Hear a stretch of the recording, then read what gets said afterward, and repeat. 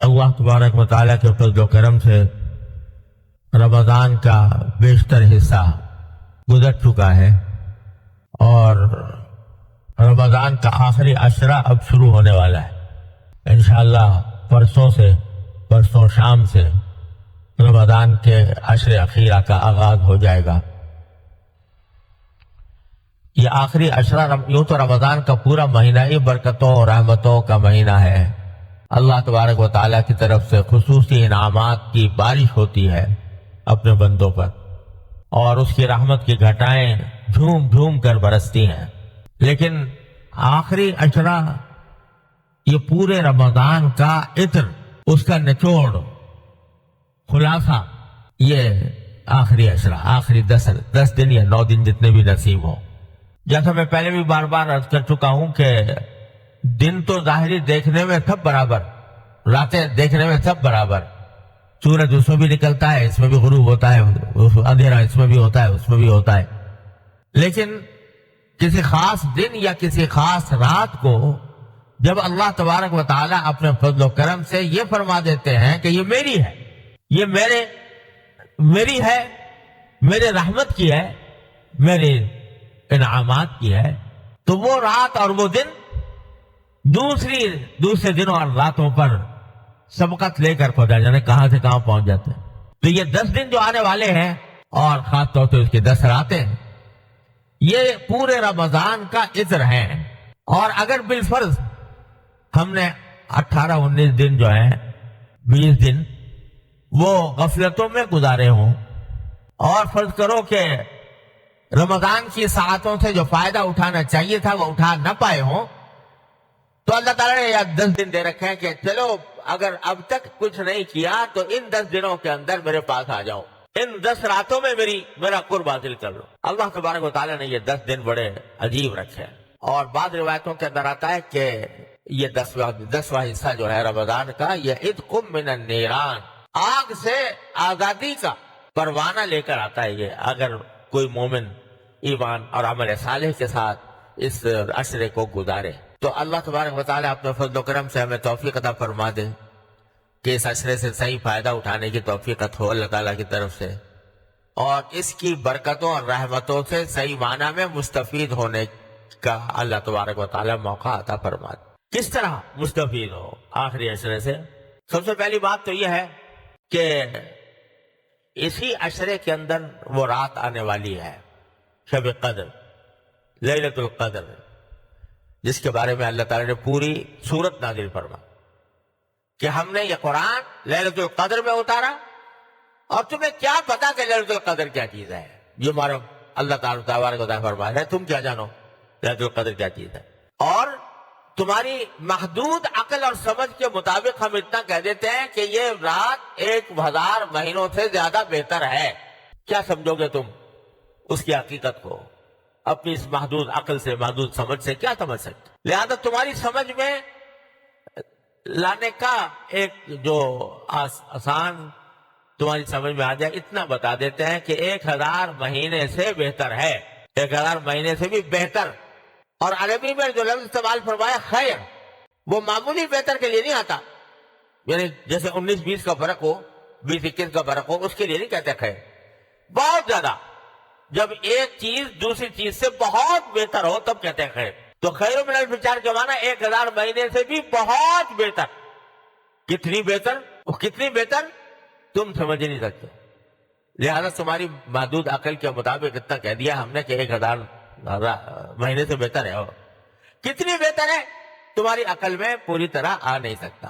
ارے بھائی، اس اللہ جل جلالہ کی عطا کی، اس کی نعمتوں کی آدمی اگر گنتی کرنا چاہے تو گنتی نہیں کر سکتا، گنتی ختم ہو جاتی ہے، اور گنتی کرنے کے جو مصنوعی طریقے ایجاد ہوئے ہیں وہ بھی ختم ہو جاتے، اتنے زیادہ ہے لیلۃ القدر۔ اللہ اکبر کبیرہ۔ تو جب نبی کریم صلی اللہ علیہ وسلم کو یہ بتایا گیا کہ لیلۃ القدر اتنی عظیم الشان رات ہے، تو اب دیکھیے رسول کریم صلی اللہ علیہ وسلم نے شروع میں یہ نہیں بتایا گیا تھا کہ کس وقت ہوگی، بلکہ یہ بھی نہیں بتایا گیا تھا کون سے عشرے میں ہوگی۔ تو رسول کریم صلی اللہ علیہ وسلم نے شروع میں پورے مہینے کا اعتکاف فرمایا. پتا نہیں تھا نا کہ کون سی رات شب قدر ہوگی، تو مہینے کے کسی بھی دن میں ہو سکتی ہے. تو آپ نے پورے مہینے کا اعتکاف فرمایا کہ بہرحال کسی نہ کسی رات میں تو ہے، تو وہ رات اگر اعتکاف کی حالت میں گزر جائے گی تو انشاءاللہ اس میں عبادت برے نام اعمال میں لکھی جائے گی.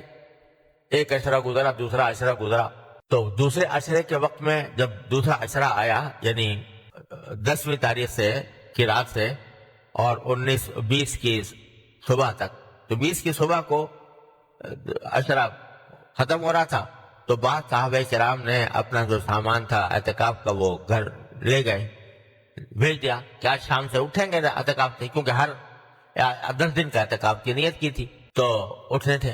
اچانک رسول کریم صلی اللہ علیہ وسلم نے اعلان فرمایا کہ دیکھو جن لوگوں نے میرے ساتھ اعتکاف کیا ہے 20 تاریخ تک کا اور انہوں نے سامان بھیج دیا اپنا گھر واپسی کے لیے، میں کہتا ہوں واپس آ جائے اور جو اگلے 10 دن بھی اعتکاف کریں میرے ساتھ. اور وجہ یہ بتائی کہ اب مجھے اللہ تبارک و تعالیٰ کی طرف سے بتایا گیا ہے کہ لیلۃ القدر آخری عشرے میں ہوگی.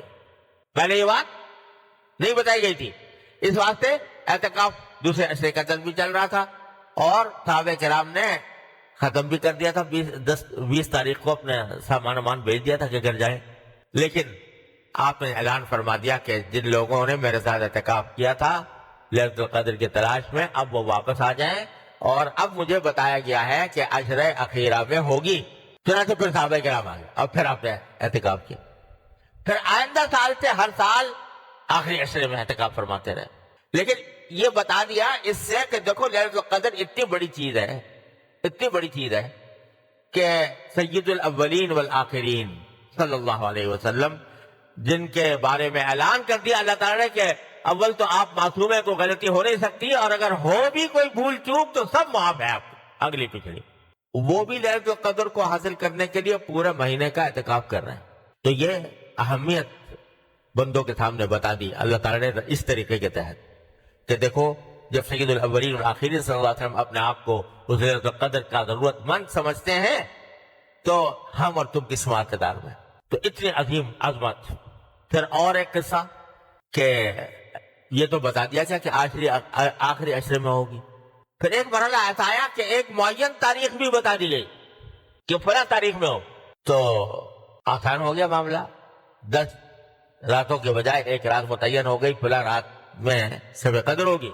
لیکن رسول کریم صلی اللہ علیہ وسلم فرماتے ہیں، یہ بھی اللہ تعالیٰ کی حکمت تھی کہ فرماتے ہیں کہ مجھے بتا دیا گیا تھا، میں بتانے کے لیے تم لوگوں کو بتانا چاہ رہا تھا کہ کون سی رات شب قدر ہے، لیکن میں دیکھا کہ 2 آدمی آپس میں جھگڑا کر رہے ہیں، لڑ رہے ہیں.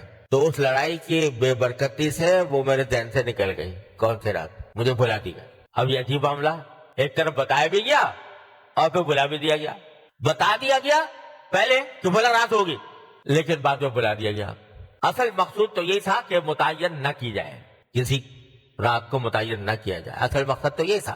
لیکن مسلمانوں پر یہ واضح کرنے کے لیے کہ مسلمانوں کا باہمی جھگڑا اتنی بری چیز ہے کہ اس کے نتیجے میں اللہ تعالیٰ نے شب قدر کی تعین بھلا دی. اتنی خطرناک چیز ہے یہ مسلمانوں کے درمیان جھگڑا. قرآن و سنت کے احکام کو اگر دیکھا جائے تو جگہ یہ بات نظر آتی ہے کہ اللہ تعالیٰ یہ چاہتے ہیں کہ مسلمانوں کے درمیان جھگڑا نہ ہو.